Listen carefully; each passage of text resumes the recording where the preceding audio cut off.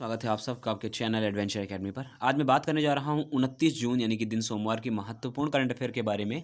लेकिन उससे पहले मैं डिस्कस करूंगा कि कल 28 जून को जो कुछ क्वेश्चंस दिए थे, मैंने 5 क्वेश्चंस दिए थे, उनके ऊपर पहले मैं बात करूंगा। बाय डिफ़ॉल्ट आज वो फाइल मिस हो गई है, लेकिन मैं आपको क्वेश्चंस ऐसे बता दे रहा हूँ। जैसे कि मैंने पहला क्वेश्चन पूछा था कि साजिद वाजिद जी का हाल ही में निधन हो गया है, उनका संबंध किस क्षेत्र से था। तो साजिद वाजिद जी का जिनका निधन हो गया, उनका संबंध था, वो संगीतकार, वो प्रमुख संगीतकार और उसके अलावा वे गायक क्षेत्र से संबंध रखते थे, वो गायक थे। ठीक है, तो पहला क्वेश्चन मैंने आपसे यही पूछा था। दूसरा प्रश्न मैंने पूछा था विश्व दुग्ध दिवस कब मनाया जाता है। तो विश्व दुग्ध दिवस मनाया जाता है 1 जून को। साथ साथ मैंने आपको ये भी बताया था कि हमारे यहाँ जो श्वेत क्रांति यानी कि दुग्ध क्रांति के जो जनक थे, तो वो थे वर्गीज कुरियन भारत में। ठीक है, इसके अलावा तीसरा प्रश्न मैंने पूछा था कि फोर्ब्स की जो जारी हाल ही में टॉप 100 जो रिच एथलीट हैं, उनमें नंबर 1 पर कौन है। तो नंबर 1 पर हैं रोजर फेडरर जी।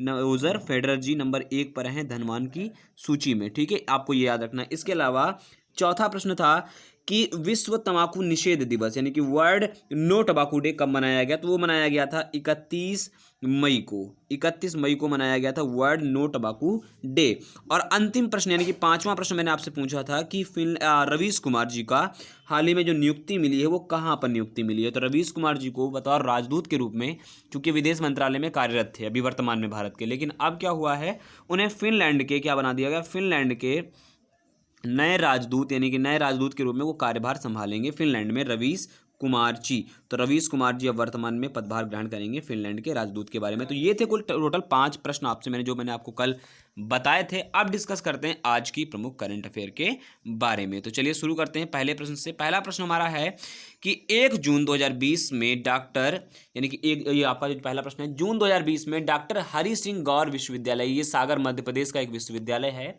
डॉक्टर हरि सिंह गौर विश्वविद्यालय से संबद्ध और भारत गणराज्य के महामहिम राष्ट्रपति के पूर्व ओएसडी रह चुके डॉक्टर कन्हैया त्रिपाठी को गांधी पीस फाउंडेशन नेपाल द्वारा गांधी नोबेल शांति पुरस्कार 2020 से सम्मानित किए जाने की घोषणा करी है। किसने?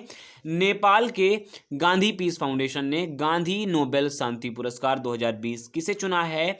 डॉक्टर हरि सिंह गौर विश्वविद्यालय सागर से संबद्ध और भारतीय गणराज्य के महामहिम राष्ट्रपति के पूर्व ओएसडी डॉक्टर कन्हैया त्रिपाठी को चुना गया है। देखिए, अगर आप एमपीपीसीएस की तैयारी वगैरह करते हैं, एमपीपीसीएस का एग्जाम देना चाहते हैं, तो वैसे भी ये क्वेश्चन आपके लिए इंपॉर्टेंट रहेगा, क्योंकि एक बड़ा पुरस्कार जो कि मध्य प्रदेश के व्यक्ति को मिला हुआ है, डॉक्टर कन्हैया त्रिपाठी जी को।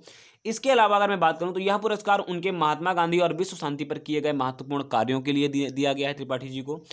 गांधी जी के जन्म के 150वीं वर्षगांठ पर गांधी पीस फाउंडेशन नेपाल द्वारा गांधी जी पर किए गए कार्यों को सम्मानित कर रही है, और इन्हीं सम्मान के कारण डॉक्टर कन्हैया त्रिपाठी को चुना गया। यह पुरस्कार उन्हें हाउस ऑफ पार्लियामेंट लंदन में 11 से 13 जून 2021 को आयोजित गांधी शांति प्रतिष्ठान नेपाल में दिया जाएगा, यानी कि अगले वर्ष दिया जाएगा 11 से 13 जून 2021 में, लेकिन चुना गया है कन्हैया त्रिपाठी जी को।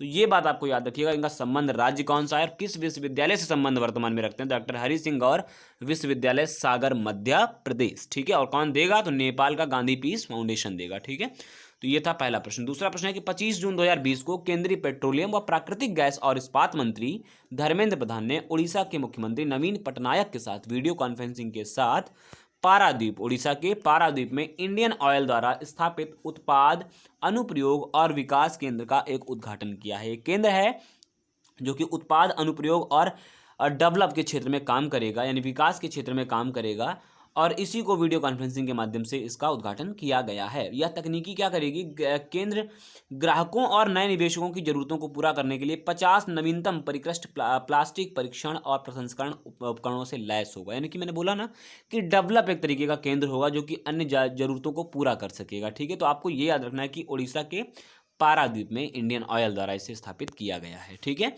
चलिए अगला प्रश्न के देखते हैं। सूक्ष्म लघु व मध्यम उद्यम यानी कि एमएसएमई और बड़ी औद्योगिक इकाइयों के लिए गुजरात सरकार ने एक ऑनलाइन नगद सहायता शुरू करी है। कौन सी सहायता है, ये कौन सी पहल है? तो 8 क्लिक, इस स्कीम का नाम रखा है 8 क्लिक। यह पहल को गुजरात के मुख्यमंत्री विजय रूपाणी ने लॉन्च किया है। ठीक है, और एमएसएमईज की बात करें तो बड़ी औद्योगिक कंपनियों के लिए सरकार ने कितना रुपए, लगभग 1,369 करोड़ रुपए जारी किया है, यानी कि 1,369 करोड़ रुपए वित्तीय सहायता के रूप में जारी करा है गुजरात सरकार ने।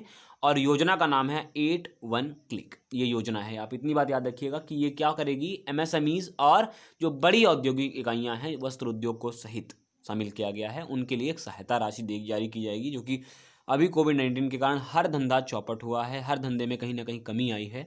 इसको लेकर के दोबारा पटरी पर लाया जा सके, इसीलिए 8 क्लिक स्कीम को शुरू किया गया है। इसके लिए 1369 करोड़ रुपए जारी भी किए गए हैं। ठीक है, अगला है कि अपोलो टायर्स ने, बड़ा प्रचार आता रहता है टीवी एड्स में, अपोलो टायर्स ने आंध्र प्रदेश के चित्तूर जिले में अपने मैन्युफैक्चरिंग प्लांट को कमीशन किया है। अगर मैं बात करूं मैन्युफैक्चरिंग प्लांट के रूप में, तो इसकी आधारशिला 9 जनवरी 2018 को रखी गई थी। ठीक है, अब वर्तमान में कमीशन हो गया, यानी कि उद्घाटित हो गया है। इसके अलावा अपोलो टायर्स की ये 7वीं विनिर्माण कंपनी है विश्व स्तर पर, और भारत में 5वीं है, यानी कि भारत में टोटली 5वीं नंबर पर है, और 2 अन्य भारत के बाहर भी हैं अपोलो टायर्स की।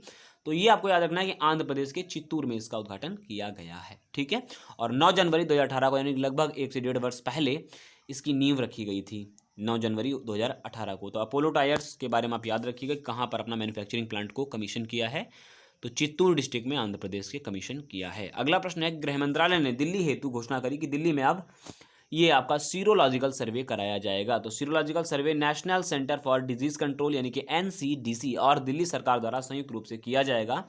अगर मैं बात करूं NCDC प्रशिक्षकों द्वारा आरोग्य सेतु और इतिहास एप्लीकेशन, ये 2 एप्लीकेशन का प्रयोग करके प्रशिक्षण दिया जाएगा। देखिए होगा क्या, अब एक समय ऐसा आ गया है कि अब कोविड-19 को दिल्ली में किसी भी तरीके से एनी हाउ रोका जा सके, ये एक प्रोसेस सरकार की है। अब गृह मंत्रालय ने इसमें इंटरफेयर कर दिया है। जो केसेस, जो आपकी टेस्ट रिपोर्ट 4500 रुपये में आती थी, अब वो 2500 रुपये में हो गई, यानी कि गृह मंत्रालय ने ऑलरेडी बहुत सारा किया है दिल्ली के लिए, दिल्ली की गवर्नमेंट के लिए। इसी को लेकर के अब इस सीरोलॉजिकल सर्वे आयोजित किया जाएगा, जो कहीं ना कहीं ये आपका जो आप देखते हैं एलिसा टेस्ट बेस्ड, जो एड्स वगैरह में होता है, ये प्रणाली भी इसमें शामिल की जाएगी सीरोलॉजिकल सर्वे में।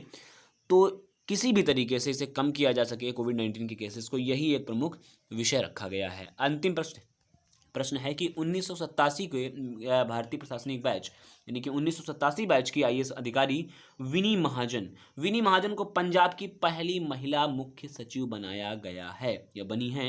ये इन्होंने स्थान लिया है कर्ण अवतार सिंह का। याद रखिएगा, इंपॉर्टेंट रहेगा, क्योंकि पहली ऐसी महिला हैं जो कि मुख्य सचिव पंजाब की बनी है, और कर्ण अवतार सिंह का स्थान लेंगी। इसके अलावा इन्होंने शासन सुधार में विशेष मुख्य सचिव का पदभार भी संभाला है। विनी महाजन पंजाब राज्य में उपायुक्त का पद संभालने वाली पहली महिला अधिकारी भी हैं, और वह 1995 में रोपण जिले के उपायुक्त बनी थी, यानी कि रोपण में, हरियाणा के रोपण में ऑलरेडी वो उपायुक्त पद पर कार्य कर चुकी हैं, लेकिन पंजाब सरकार में पहली बार वो कोई महिला ऐसी आई हैं जो मुख्य सचिव बनी है, उनका नाम है विनी महाजन। तो इतनी बात आपको याद रखना है। अब बात करते हैं क्वेश्चंस की।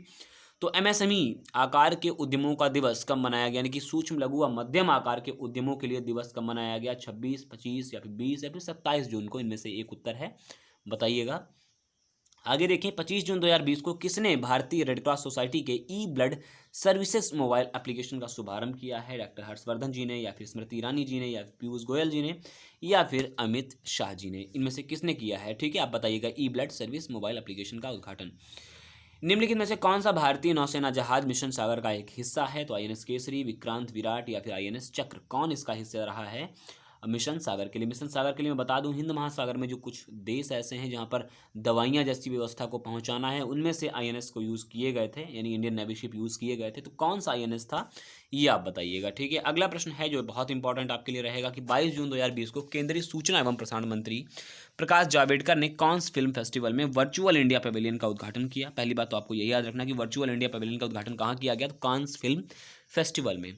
इस वर्ष इस महोत्सव में किन 2 फिल्मों को भारत की तरफ से आधिकारिक प्रविष्टि दी गई है, यानी कि कांस फिल्म फेस्टिवल के लिए कौन सी भारत की फिल्में भेजी गई हैं? तो उनमें से नाम है, पहला है माई घाट क्राइम नंबर 103/200, या और हेल्लारो, 2 फिल्में हो गई। अंग्रेजी मीडियम एवं हेल्लारो, द गुड रोड एवं न्यूटन, हेल्लारो एवं द गुड रोड, इनमें से कौन सा उत्तर होगा? आप जरूर बताइएगा कि कौन कौन सी फिल्में कांस फिल्म फेस्टिवल में भेजी गई हैं। ठीक है, आई होप आपको वीडियो सेशन पसंद आया होगा। मैंने छोटा वीडियो सेशन रखा है।